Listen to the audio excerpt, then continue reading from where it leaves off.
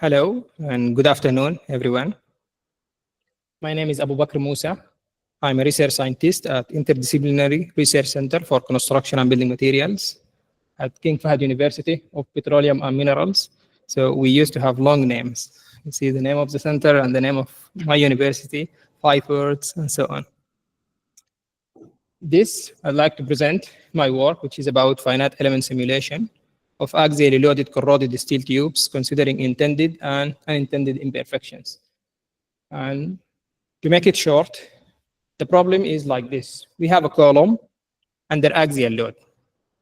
And this column is short column, so we don't have overall buckling. And subjected to corrosion. And we need to see how we can do finite element model for this case. And of course, there are two types of imperfections in this case, intended and unintended, which I will explain in details later on.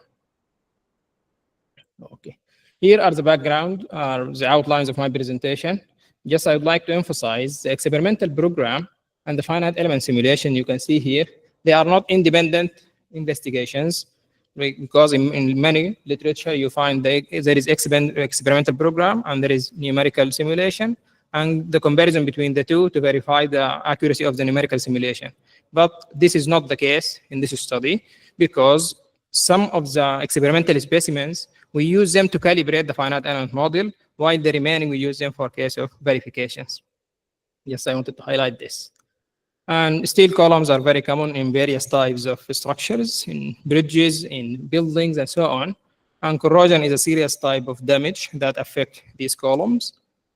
And here is an example of a column. This is taken from my university, King Fahd University, by my PhD student. And you can see here there is a corrosion near the base plate. And this corrosion impacts the structural capacity because it reduces the effective area of the structural member, isn't it? And the impact of corrosion can be studied experimentally by if you have specimens without corrosion and specimens with corrosion. If you just compare the two, you will know what is the impact of corrosion. But when it comes to numerical simulation, it is a little bit more involved. Why it is more involved? To conduct a finite element simulation, you have two types of imperfections to consider.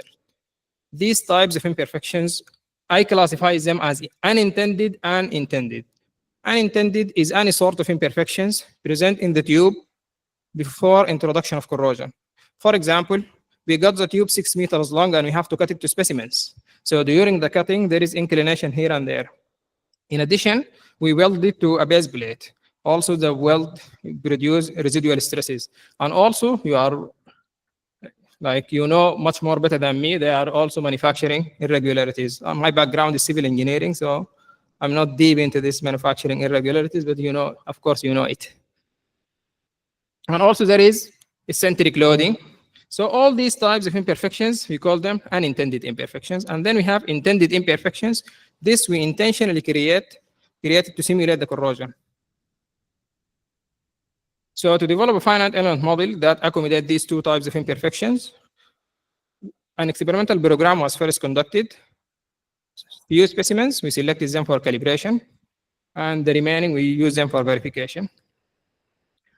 And here is the objectives of my presentation. So the objective is to develop a framework or an approach on how to model this kind of problems using finite element. And to verify this, of course, using experimental program. And this is the most important slide of my presentation, in which I divided the methodology into 4 different tasks. The first task, an experimental program, was conducted to simulate the corrosion by reducing the thickness of the tube T by certain amount equal to delta T. And that is in a specific zone of the tube. And then, in the second task, a finite element model was created. Of course, when you create finite element model initially, the geometry is perfect, right? But in fact, there are some unintended imperfections. And to get rid of these, we introduce an equivalent imperfections to account for any sort of irregularities, which are the unintended imperfections.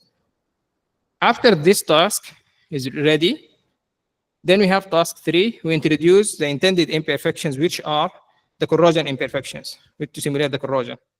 And then finally, we compare the result with the remaining experimental data. And here, I will go over these tasks one by one. Here is the experimental program.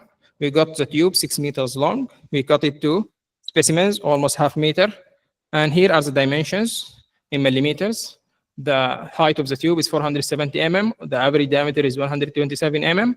And we selected a zone at the middle of the tube. And in this zone, we have L equal to 80, B equal to 100. And these M in dimensions are in mm. And the original thickness of the tube is 3 mm.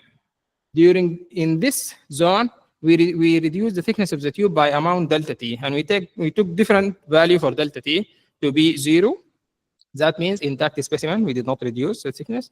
And we have delta T equal to 1, like we took out 1 mm. And this we did it using mechanical grinding. Like we did not do like accelerated corrosion or so. We just, by mechanical grinding, we reduce the thickness.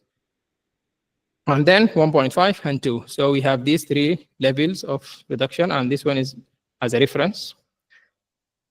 I'm sure that many may argue that the corrosion is not going to be uniform, and the corrosion is not going to be at the middle. But to have a reasonable comparison with the finite element model, we prefer to have something that we can have in both the experimental specimen and the numerical model. And that is why we kept it uniform. Later on, the model can be like used for any sort of variations of delta T, like irregularity, or like can jump and go down plus and minus like this. Here is a summary of the experimental specimen. Since we have 3 thickness reductions and 1 without reduction, so total we have 4 thicknesses, and we have 2 replica for each one. So we have T1 and then T1. But the first is replica, the second replica, and the same for others. All other parameters are maintained the same, like L and B and the location. And here is a loading setup. We have a static load, a compression machine, and we have LVDT to measure the end shortening in the tube. And here is the result of the experimental program. This is without reduction, delta T by T equal to 0. And here, this is where the thickness is reduced by 1 millimeter, but the total thickness after reduction at this location is 2, and so on. So you can see there is buckling around the corroded area. Here are the results of the experimental program, the maximum load in the load end shortening curve. And here, the maximum value is 322.5 for case of specimen without corrosion, while others, they have more reduction. Now, the finite element simulation. I would like to repeat this information again because it's really, really important in the rest of presentation. We have 2 types of imperfections: unintended imperfections, which are initial imperfections present in the tube, and we have intended imperfections. Now, if I look at this, the first 2 specimens with average of 322.5, they don't have corrosion. That means the only sort of imperfections we have in these tubes is the unintended imperfections, which are the initial imperfections present in the tube. So I can use this to calibrate the finite element model to get rid of this, unintended imperfections. And this is what we did. So I introduced an equivalent imperfections, and this equivalent imperfection, how we can define it.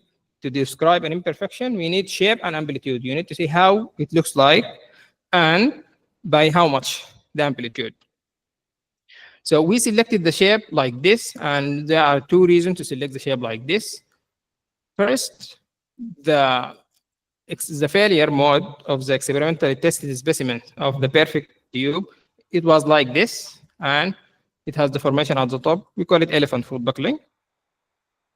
And the second thing is we have the corrosion, we put it in the middle, so we need the middle to be almost perfect. We don't want the interaction between the 2. This is the reason why I selected this shape, but it doesn't matter. You can choose any shape. Now the amplitude. What amplitude to take? To take an amplitude, I think there is a question here, how we did this. By making a computer code in Mathematica software, which is somehow close to MATLAB. If you are familiar with MATLAB, we did a computer code to generate the node coordinates in Mathematica, and then by inserting the node coordinates into the input file of Abubakr, we have now the model like this. But of course, it doesn't look like this, in fact, because this is just magnified in the radial direction by 5 so that you will be able to see it. It's actually like this without magnification. So we just inserted some sort of imperfection here and there so that. Now, what is the amplitude? We know that the intact specimen had a capacity of 322.5. So we apply different amplitudes such that we reach to this value. And here is exactly what we did. This is a target we need to reach, 322.5 of the intact specimens. And we apply different amplitude till we reach amplitude by t equal to 0.4. We found that the amplitude 0.4 t is sufficient to drop the capacity and to take into account all sorts of unintended imperfections. Now, this is the base model with its unintended imperfections represented as equivalent imperfections, and it looks like this. Now, this model is ready to receive any sort of intended imperfections for corrosion. And here, how to introduce, we know that we reduce the thickness at the middle. So another computer code was generated to generate the node number and its thickness. And here, if you look at the node number and thickness, here just a plot to see in the middle, the red points are the reduced thickness. It can be reduced by any value. And then this, introducing this into the model, when we did the analysis, and here are the results. Of course, for case of P, this is a finite element result, and if we have P experiment by P finite, I think it should be the opposite, P finite by P experiment, because the experiment is more reliable, but it's okay, I believe. So here, for case of the first specimen, it is 1, but of course, because we did the calibration against this. So here we can look at the accuracy from this, which I can say, I don't want to say it is accurate, but I can say satisfactory result or acceptable result.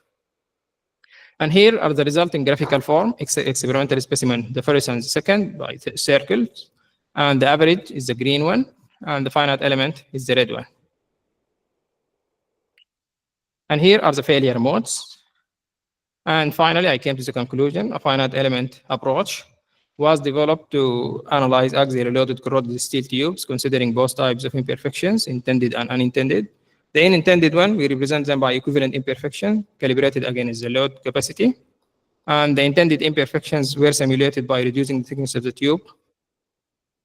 And this approach provides acceptable prediction on the, and it can be used for future studies to see the effect of different types of corrosion. We have experimental program. We are in the data analysis. We did pitting corrosion, and we did different locations, different thickness, and so on.